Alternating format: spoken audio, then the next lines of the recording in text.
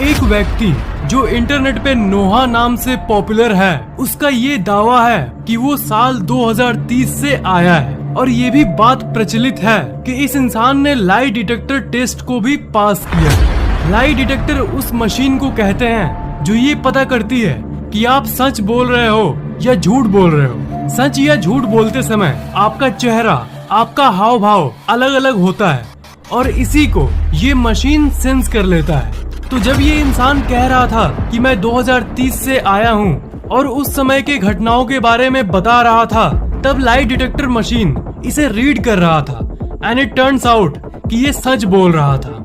नोहा के चेहरे को कुछ प्राइवेसी रीजंस के चलते छुपाया गया है। इंटरनेट पे आपको इसकी फोटो हमेशा ब्लर्ड ही मिलेगी। नोहा ने ये कहा था कि वो पहले भी टाइम ट्रेवल कर चुका है, पर इस बार किसी कारण के वजह से फंस गया है और वो वापस 2030 में नहीं जा पा रहा है। नोहा ने भविष्य के बारे में ये कहा कि भविष्य में टेक्नोलॉजी में बहुत तरक्की होगी। सेल्फ ड्राइविंग कार्स यानी बिना ड्राइवर से चलने वाली गाड़ी एक्चुअल में आपको सड़क पर देखने मिलेगी। 2030 तक कंप्यूटरी दिमाग यानी आर्टिफिशियल इंटेलिजेंस अपने हाईएस्ट लेवल पर होगा। नोहा के इस खबर को बहुत सारे न्यूज चैनल्स ने कवर किया। न्यूज चैनल्स में पोस्ट होना, लाई डिटेक्टर्स पास होना, ये सब ये दर्शाता है कि कुछ तो अजीब है इस केस में और ये बाकी केसेस से अलग है। हालांकि कोई ये कंफर्म नहीं कर पाया है कि वो सच में लाई डिटेक्टर पास किया था कि नहीं, पर बिना आग के धुआं नहीं उठता। द मिस्टीरियस रूम विचारकों की एक पॉपुलर टाइम ट्रेवल थ्योरी ये कहती है कि जब आप उन चीजों को देखते हो जिसे भूत या आत्मा कहते हैं, तब आप एक्चुअल में पुराने समय को थोड़ी देर के लिए एक्सपीरियंस करते हो। मतलब वो पुराने समय के इंसान ही होते हैं जो आपको दिखते हैं। एग्जाम्पल दूं तो आप जिस घर में रहते हो उसी जगह आज से 100 साल पहले भी कोई न कोई रहता होगा। तो इसका मतलब ये कि अगर आपने रूम में किसी घोस्ट को देखा तो इसका मतलब आपने 100 साल पहले की एंटिटी को टाइम स्लिप के जरिए आप उसे देख पा रहे हो। मतलब मान लो आपने अपने कमरे के कोने में किसी एंटिटी को देखा, तो असल में आप उस इंसान को किसी टाइम ग्लिच या स्लिप के चलते देख रहे हो जो सालों पहले उसी पोजीशन पर कभी रहा होगा। ऐसी ही एक डरावनी घटना मैसाचुसेट यूएस में हुई थी एंड्रिया हियरिंग नाम की एक औरत के साथ। जिस बेडरूम में एंड्रिया हियरिंग रहती थी, वही बेडरूम बहुत साल पहले एक फेमस राइटर का हुआ करता था जिसका नाम था एडिथ वॉर्टन, जिसकी मौत 1937 में ही हो गई थी। तो आप सोच ही सकते हो कि जिस घर में वो रहती थी वो कितना पुराना है। अजीब घटना ये थी, एक रात एंड्रिया सो रही थी और वो बाकी रात जैसे ही एक नॉर्मल रात थी। एंड्रिया रोज की तरह खाना खाकर अपने बेडरूम के तरफ बढ़ी। उसके साथ क्या होने वाला है उसका कोई अंदाजा नहीं था। उसे कोई आइडिया नहीं था कि वो क्या देखने वाली है। देर रात उसकी अचानक नींद खुल गई और उसने जो देखा वो किसी हिम्मती से हिम्मती इंसान को डराने के लिए काफी था। उसने ये देखा कि उसका रूम पूरी तरह से बदल चुका है। उसके दीवार पर पुराने जमाने के ड्राइंग्स लगे हुए हैं और उसने ये देखा कि उसके कमरे का डिजाइन पूरी तरह से बदल चुका है। खिड़कियां, अलमारी, दरवाजे ये पुराने जमाने के लग रहे थे। खास करके रूम का दरवाजा किसी पुराने जमाने की लकड़ी का दरवाजा जैसा लग रहा था। यहाँ तक जिस बेड पर वो सोती थी वो बेड भी बड़ा हो गया था और पुराने जमाने की जो बड़ी लकड़ी की बेड होती है उसकी नॉर्मल छोटी बेड उसमें बदल गई थी। फिर उसने अपना नजर घुमाया। उसने रूम के कोने में 3 रहस्यमयी एंटिटीज को देखा जो बहुत अजीब दिख रहे थे। उसके अनुभव के हिसाब से वो किसी एनिमेशन टाइप दिख रहे थे, पर कोई साउंड यानी आवाज उसे सुनाई नहीं दे रही थी। ये देखने के बाद वो एंड्रिया घबरा गई और वो तुरंत रूम से बाहर निकल गई। बाहर निकलकर उसने देखा कि उसका बाकी का घर तो नॉर्मल है। अरे बाकी घर तो नॉर्मल है, पर फिर जब उसने वापस रूम को मुड़ के देखा तो उसने देखा कि सब कुछ नॉर्मल हो गया है। उसका कमरा, बेड, उसकी खिड़की, उसके दरवाजे सब नॉर्मल हो गए हैं। जी हाँ, वापस वही रूम बिना किसी एंटिटी के। इस 2 मिनट की ड्यूरेशन के दौरान क्या हुआ वो उसे समझ ही नहीं पाई, पर उन 3 रहस्यमय फिगर्स जिसे उसने देखा था उसका चेहरा इसे याद था। फिर वो रिसर्च करने लगी कि इस घर में आज तक कौन कौन सा फैमिली रहा है। जो इंसान आज तक घर में रहे हैं सबके फोटोज और डिटेल्स उसने इकट्ठा किया और उन फोटोज से उसने 3 इंसानों का पता भी लगा लिया। जिसमें से एक वही फेमस राइटर थी एडिथ वॉर्टन, जो कि बहुत साल पहले इसी रूम में रही थी और जिसकी मृत्यु 1937 में हो गई थी, जो मैंने आपको पहले बताया। The unknown shop. Time slip की दुनिया में यही एक ऐसी स्टोरी है जिसमें कुछ एक्चुअल सबूत मिला है लोगों को। 1973 में स्क्विरल नाम का एक इंसान इंग्लैंड में घूमने आया था। इंग्लैंड में उसने एक रैंडम सा दुकान देखा। वो एक जनरल शॉप की तरह था जिसमें डे टू डे की स्टेशनरी प्रोडक्ट बिकते थे। वो दुकान में कुछ सामान खरीदने गया। उस दुकान में एक लड़की शॉपकीपर थी जो सामान बेच रही थी। वो कुछ ऐसे कपड़े पहनी थी जैसे कि आप स्क्रीन पर देख पा रहे हो। इस टाइप के कपड़े 1973 में तो कोई नहीं पहनता था। ये तो करीब 50 साल पहले यानी 1920 के कपड़े लग रहे हैं। पर उसने अपने आसपास ध्यान नहीं दिया। उसे दुकान से एक एनवेलप का पैकेट खरीदना था और वही उसने खरीदा और तुरंत शॉप से नॉर्मली निकल गया। कुछ हफ्ते बाद वो किसी काम से वही शॉप के पास से गुजर रहा था। तब उसने देखा, एक मिनट, यही दुकान तो मैंने कुछ हफ्ते पहले देखा था। हाँ, इसी दुकान से तो मैंने एनवेलप का पैकेट खरीदा था। पर वो दुकान पूरी तरह से बदल चुका था। एक नए जमाने का दुकान लग रहा था।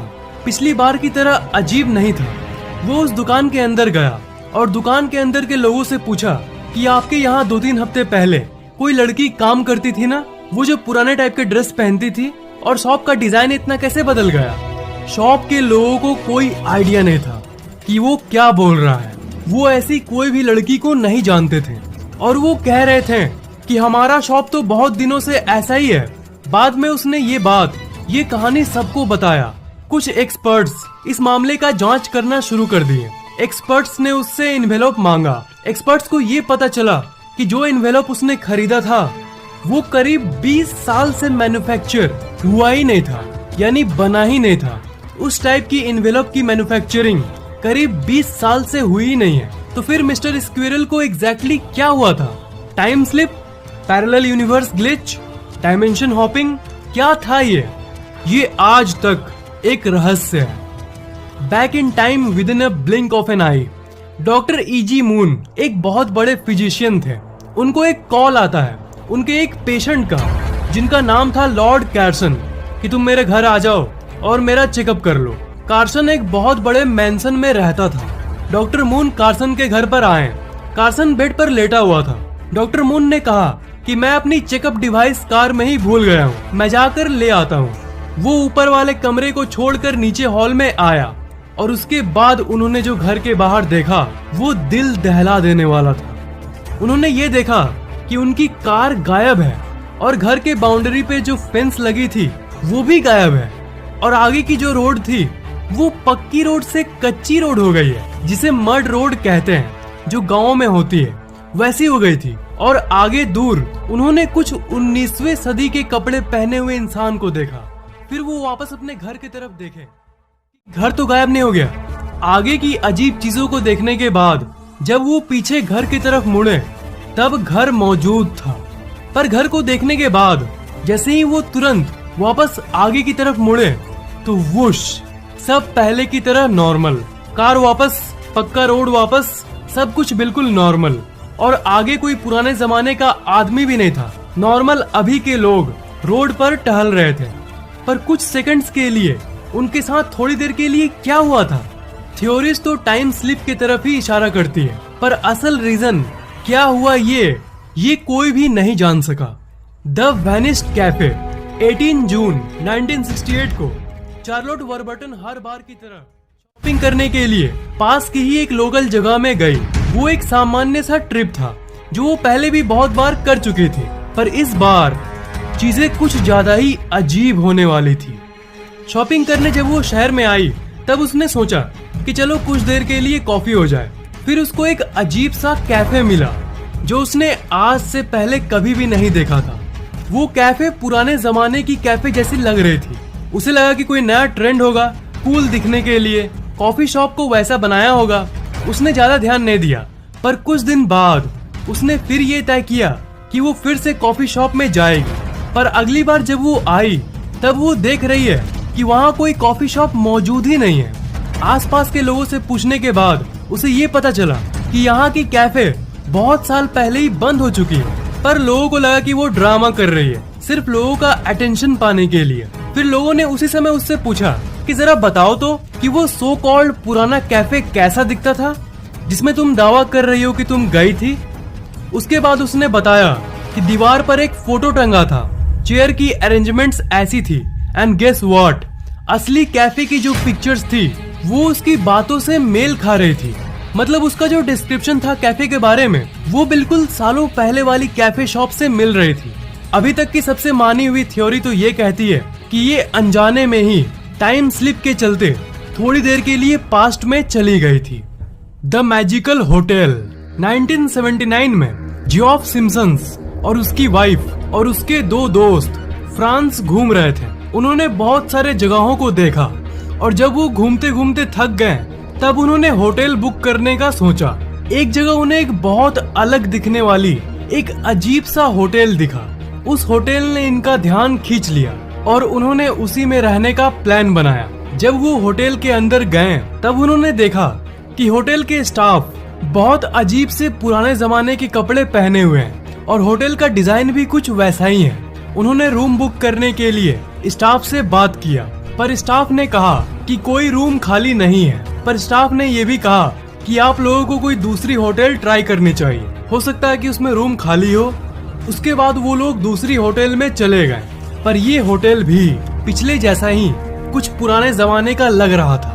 उन्होंने स्टाफ से पूछा कि क्या यहाँ पर रूम खाली है। लकीली उनको इस दूसरे होटल में रूम मिल गया और पूरी रात उन्होंने उसी में गुजारी। उन लोगों को फोटोज खींचने का बहुत शौक था, इसलिए उन्होंने होटल के बहुत सारे खूबसूरत फोटोज भी खींचे। दूसरे लोग जो दूसरे रूम में से आ जा रहे थे वो पुराने स्टाइल के कपड़े पहने थे। ये बात उन लोगों को अजीब लगी, पर उन्होंने उतना ध्यान नहीं दिया। पूरी रात वहीं बिताने के बाद वो लोग अगले दिन फिर घूमने चले गए।